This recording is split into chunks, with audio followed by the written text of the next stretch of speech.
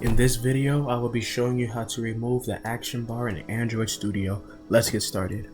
What we're going to do first is go right here to Res, click the drop down. Now go to Values, which is right here, click the drop down, and then click the drop down for themes, and we're going to double click themes.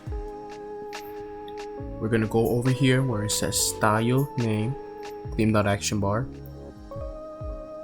And we're going to go to this corner right here, delete this, and put no action bar.